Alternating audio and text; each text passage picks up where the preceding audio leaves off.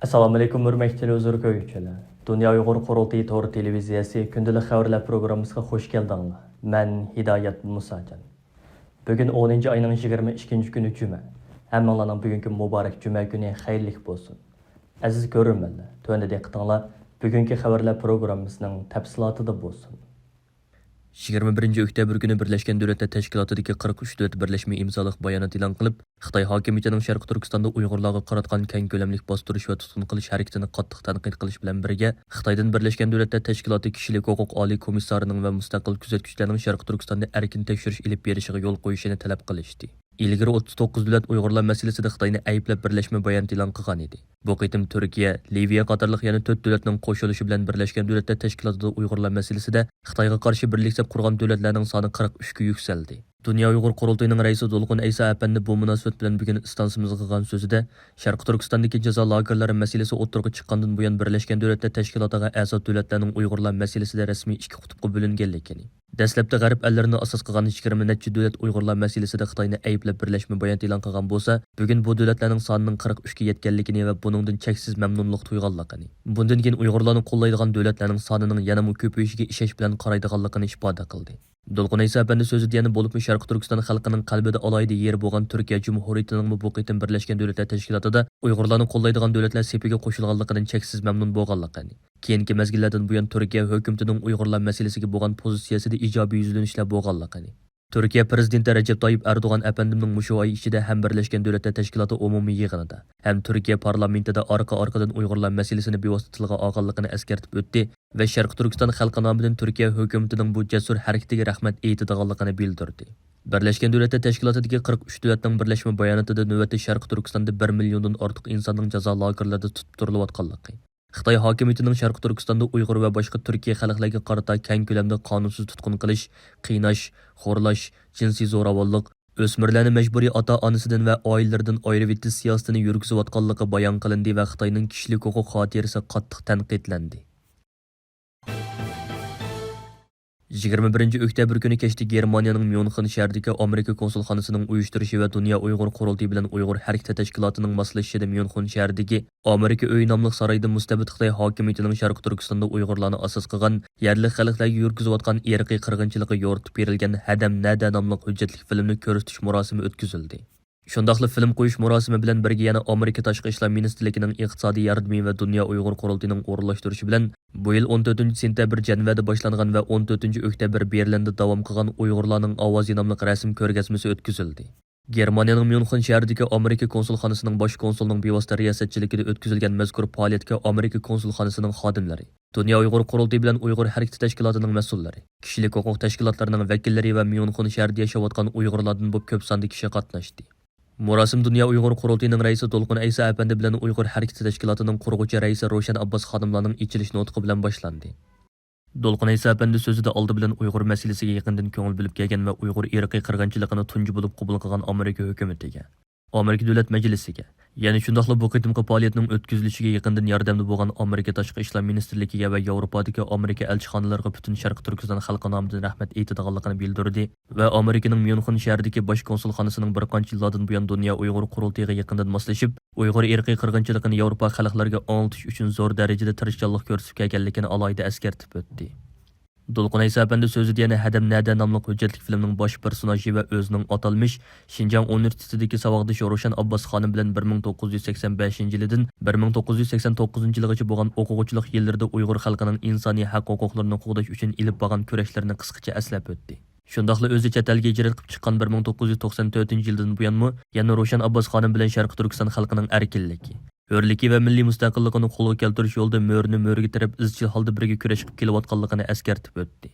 Orqadan so'zga chiqqan Ro'shan Abbos xonim Uyg'ur harakati tashkiloti tomonidan hozirlangan Hadam Nada nomli filmning tarqatilishi va o'zining Uyg'urlar masalasini anglatish uchun sharoit hozirlab bergan Amerikaning Berlindagi bosh elchixonasi va Myunxen shahridagi bosh konsulxonasiga rahmat aytish bilan birga xalqaro jamoatchilikning shuncha kuchli bisimiga va Amerika boshchiligidagi g'arb demokratik ellarining va Yevropa birligining Xitoyga qarshi yurgizgan jazo va embargolarga qaramasdan mustabid Xitoy hokimiyatining Sharq Turkistondagi jazo lagerlari va majburiy emgak tuzimining, shundaqla Uyg'urlarni asos qilgan yerli xalqlarga qaratayotgan irqiy qirg'inchiligining hozirmi ham izchil davom qilayotganligini, Şoڭa Xitoyning bu xil jinoiy qilmishlarini to'sib qilish uchun xalqaro jamoatchilikning yanada unumli chora-tadbirlar haqida jiddiy izlanishining to'liq zarurligini, muhojiratdagi Uyg'ur tashkilotlari va siyosiy faoliyatlarining Xitoyning bu xil jinoiy qilmishlarini xalqaro jamoatchilikka fosh qilish uchun yanada zo'r fidokorlik ko'rsatishi lozimligini alohida ta'kidlab o'tdi. Dolqun Aysa apandi bilan Ro'shan Abbos xonimning ichilish nutqidan keyin Hadam Nada nomli 90 minutlik hujjatli film qo'yib berildi. Mazkur film davlat arboblari, mutaxassislar, lager shohidlari, muxbirlar, tadqiqotchilar va da'vogarlarning bayonlari hamda pokitlik ko'rinishlar orqali Sharq Turkistondagi Xitoy zulmining hamma sohasini aniq holda ro'shan yoritib berilgan. Muxbirlar, tadqiqotchilar va da'vogarlarning bayonlari hamda pokitlik ko'rinishlar orqali Sharq Turkistondagi Xitoy zulmining hamma sohasini aniq ro'shan holda yoritib berilgan universal bir film bo'lib, filmda yana Uyg'ur harakati tashkilotining raisi Ro'shan Abbos xonim va uning yo'ldoshi Dunya Uyg'ur qurultiyining bosh taftishi Abdulhakim Idris apandimning Amerika, Avstraliya, Turkiya va Yevropa ellarida Uyg'ur davosi uchun ilib borgan faoliyatlari va Xitoy tarafidan Sharq Turkiston terrorchilariga yordam bergan degan quruq tuhmat bilan tutqun qilingan Ro'shan Abbos xonimning vatandagi hadisi doktor Gulshan Abbos xonimning oqibati haqida ilib borgan izlanishlari tafsiliy o'rin olgan bo'lib, intayin ta'sirli ishlangan mazkur filmni ko'rgan tomoshabinlar ko'z yoshlarini tutamadi. Filmdan keyin Amerikaning Myunxen shahridagi bosh konsuli Ro'shan Abbos xonimni sahnaga qayta da'vat qilib, uning bilan mazkur film haqida yana qisqacha suhbat ilib bordi. Film qo'yish oxirlashgandan keyin tomoshabinlar Amerika Tashqi ishlar ministrligining iqtisodiy yordami va Dunya Uyg'ur qurultiyining o'rlashtirish bilan o'tkazilgan Uyg'urlarning ovozi nomli rasm ko'rgazmasini ekskursiya qildi. Adamlarda nomli hujjatli filmni tunji qo'yish marosimi 14-oktyabr tushdan keyin Amerikaning Berlindagi bosh elchixonasida o'tkazilgan. Amerikaning Berlindagi vaqtliq bosh elchisi Clark Pressning riyosatchiligida o'tkazilgan marosimga Amerika elchi xodimlari, bir qism davlatlarning diplomatlari, Germaniya parlamentining a'zolari, Amerika va Yevropa ellaridan kelgan kishilik huquq faoliyatchilari, Dunya Uyg'ur qurultiyining raisi Dolqun Aysa, qurultayning bosh taftishi Abdulhakim Idris, Uyg'ur harakati tashkilotining raisi Ro'shan Abbos qatorliqlardan bo'lib, 100 ga yaqin kishi qatnashgan va film qo'yish marosimi Dolqun Aysa va Ro'shan Abbosning ichilish nutqi bilan boshlangan edi. Ro'shan Abbos xonimning istansimizga bildirishicha Hadam Nada nomli filmni qo'yish marosimlari bundan keyin yana ba'zi g'arb ellardagi Amerika elchixonalarida davom qiladi. Ondan boshqa yana Amerika Tashqi ishlar ministrligining iqtisodiy yordami va Dunya Uyg'ur qurultiyining o'rlashtirishi bilan bu yil 14-oktyabr Janvada boshlangan va 14-oktyabr Berlinda, 21-oktyabr Myunxen shahrida davom qilgan Uyg'urlarning ovozi nomli rasm ko'rgazmasi oldimizdagi kunlarda Belgiyaning Bruksel, Brugis va Chexiyaning Prag shaharlarida o'tkaziladi. Amerika Davlat Majlisi Xitoy ishlari komitetining raisi, Kengash palata a'zosi Jeff Merkley va muavin raisi Avom palata a'zosi James McCorrin 20-oktyabr kuni Amerikaning Tamojna va chegara qo'g'dash idorasining muvaqqat boshlig'i Troy Millerga xat yozib, uning Sharq Turkistonning paxtasini ishlatayotgan shirkatlarning mollarining Amerika bozoriga import qilinish ahvolini surishtirgan. Ular yozgan maktubida bo'libmi hozirgidek Amerika basketbol birlashmasi NBAning musobaqalari boshlanish oldida turayotgan bir paytda Tamojna idorasining bu jihatdagi ho'sharligini o'stirishi kerakligini ta'kidlagan. Chunki NBA tan harakatchilarining Xitoydagi Uyg'ur majburiy amgakiga chetishlik bo'lgan paxtani ishlatadigan Anta, Cho'qa va Linin qatorliq tantarbiya kiyimlari bilan hamkorligi bor ekan. Davlat Majlisi a'zolari Tamojna idorasiga yana mushu xildagi shirkatlarning to'liq tizimligini mu'avvatgan. Mazkur xatga yana Kengash palata a'zosi Marko Rubio, Avam palata a'zosi Christopher Sims qo'l qo'ygan. Ma'lum bo'lishicha, Yuqorqi Davlat Majlisi a'zolari yaqinda yana Amerika Davlatlik basketbolchilar jamiyatiga xat yozib, NBA basketbolchilarining bu tantarbiya kiyim shirkatlari bilan tuzgan to'xtamini oyoqlashtirishga chaqirgan ekan. NBA basketbolchilarining Uyg'ur majburiy amgaki asosidagi paxtaga chetilib qilishi diqqat qo'zg'ayotgan bir paytda Amerikadagi Boston Kelitliqlar komandasi basketbolchisi Anas Kanter Tibetlarni qo'llab ifoda bildirgan.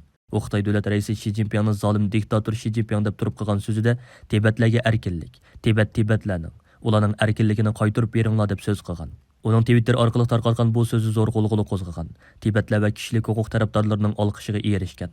Halbuki Xitoyning Tencent shirkati darhol uning komandasining New York Knicks komandasi bilan o'ynaydigan musobaqasining tarqatilishini to'xtatgan. Uning bu harakati bilan NBA bilan Xitoy orasida yana so'g'uqchilik boshlaydiganligi mo'ljallanmoqda ekan. Angliya parlamentining xalqaro miqyosida kishilik huquqni dafsanda qiluvchi jinoyatchilarni jazolash haqida qaror ilishida muhim rol o'ynab kelayotgan parlamentdagi har qaysi partiyalar birlashib, maxsus yer shari magnitskiy qonunining yanada unumli tatbiqlanishini ilgari surish guruhini tashkil qilgan bo'lib, 21-oktyabr Londonda bu guruhning ichilish marosimi bilan tang tunji yig'ini ichilgan. Yer shari magnitskiy qonuni hamda nega tatbiqlanishi kerak degan temadagi bu yig'inga Dunya Uyg'ur qurultiyi London ishxonasining mudiri Rahima Mahmud xonimi alayda taklif bilan qatnashib, yig'in ahliga Sharq Turkiston va Uyg'urlarning hozirgi vaziyati haqida ma'lumot berdi va Xitoyning Uyg'urlar ustidan yurgizayotgan irqiy qirg'inchiligini to'sib qilish uchun Xitoyga qarshi yanada kuchli jazo va embargo tadbirlarining yo'lga qo'yilishining zarurligini ta'kidladi. Angliyani o'z ichiga olgan Amerika, Kanada va Yevropa ittifoqidagi 27 davlat birlikda bu yil 22 mart Uyg'ur avtonom rayonlik jamoat xavfsizlik nazoratining noziri Chin Mingo, sobiq nozir Wang Mingshan, Uyg'ur avtonom rayonlik partikomining muavin sekretari, qo'shimcha Bingtuan partikomining sekretari Wang Junjing va Uyg'ur avtonom rayonlik siyosiy qonun komitetining sobiq sekretari Ju Haynun qatorliq 4 nafar amaldor hamda Sharq Turkistonda turishliq ishlab chiqarish qurilish armiyasining jamoat xavfsizlik idorasiga yer shari magnitskiy qonuni bo'yicha jazo tadbiri e'lon qilgan edi. Mazkur yig'inga Rahima xonim bilan birga taklif qilingan magnitskiy qonunini tunishtiruvchi arbob, yer shari magnitskiy adolat harakatining direktori Bill Browder apandi yig'inda magnitskiy qonunining ta'sir kuchi va ahamiyati hamda yurgizishdagi qadam bosqichlari haqida ma'lumot berdi. Bill Browder apandi yana Xitoy amaldorlariga yetarli jazo yurgizilmayotganligini keskin holda o'tirg'a qo'yib mundaq dedi. Uyg'ur erkin qirg'inchiligini to'xtatishda hech qanday unumli bir tadbir ilinmadi. Angliya garchi hozirga qadar faqat 4 nafar Xitoy amaldoriga jazo qo'llangan bo'lsa-mu, bu yetarli emas. Buning bilan to'xtab qolmaslik kerak. Millionlagan Uyg'ur jazo lagerlarida turayotgan ekan, undaqda bu zulmni qo'li bilan manglagan Xitoy Kommunistik partiyasi amaldorlarining hammasiga magnitskiy qonuni bo'yicha jazo yurgizish lozim. Angliya parlamentining yer shari magnitskiy qonuni bo'yicha partiyalar guruhining tashkillanishida muhim rol o'ynag'uvchilardan Lockheed Fowler apandi mundaq dedi. Parlamentga barliq partiyalar guruhining nomida Angliya parlamentidagi a'zolarning partiya hal qilgan holda qurilgan o'xshamagan muhim masalalarda shundaq nurg'un guruhlar bor. Bizning bu guruhimiz bo'lsa parlamentning maxsus magnitskiy qonunini tatbiqlashga turtki bo'lishni xohlaydigan parlament rahbar va a'zolaridan tashkillanib qurilgan. Biz magnitskiy qonunining Angliya parlamentida Uyg'ur irqiy qirg'inchiligi va shuningga o'xshash dunyoning har qaysi joylaridagi insonlarning uchrayotgan zulmini to'xtatish uchun zulm sog'uvchilarga bevosita ham davomli turda jazo qo'llanishni qo'lga keltirish uchun harakat qilamiz. Loki apandi Uyg'ur irqiy qirg'inchiligiga munosabatli jazo muvofiq keladigan Chinchuanga o'xshash Xitoy amaldorlarining jazo sirtida qilishi parlamentda magnitskiy jazo qonunining mashg'ulotiga o'zgartirish kirgizishning ta'xirsizligini ko'rsatib beradiganligini alohida ta'kidlab mundaq dedi.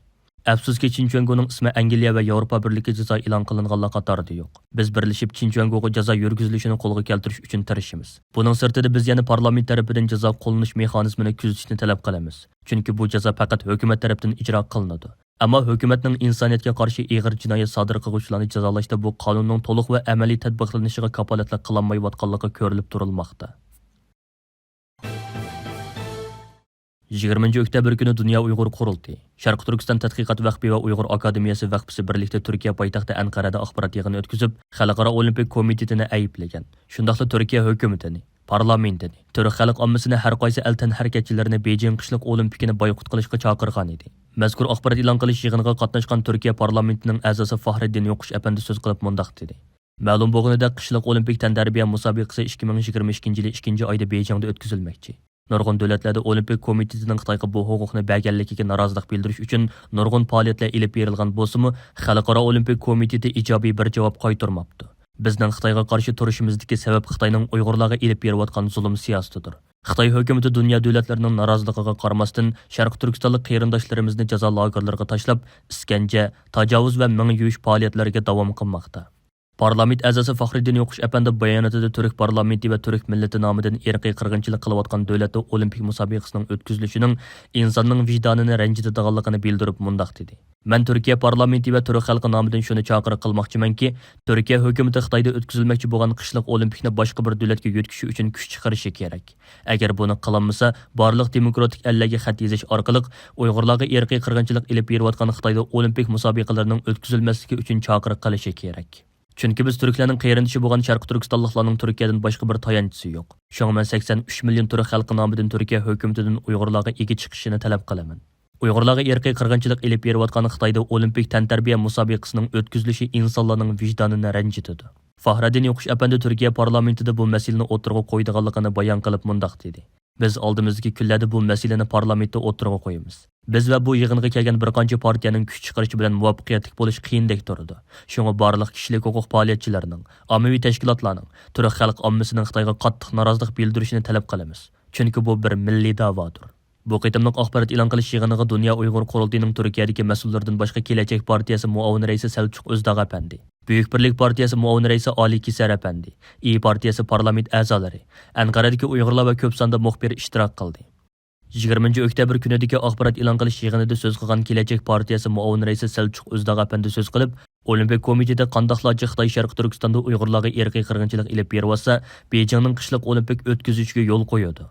Buni butun dunyodagi demokratiya bilan boshqarilayotgan davlatlar Olimpik komitetiga so'rishi va besim ishlatishini talab qiladiganligini ta'kidladi. Hürmetli görünmenler. Yuqorida Dunya Uyghur Qurultiyi to'g'ri televiziyasi kündəlik xəvərlər proqrammasını diqqətinizə sunduk. Keyin qitimliq proqramımızı görüşəylik. Görüşkə aman boğaysızlar. Xeyri xoş.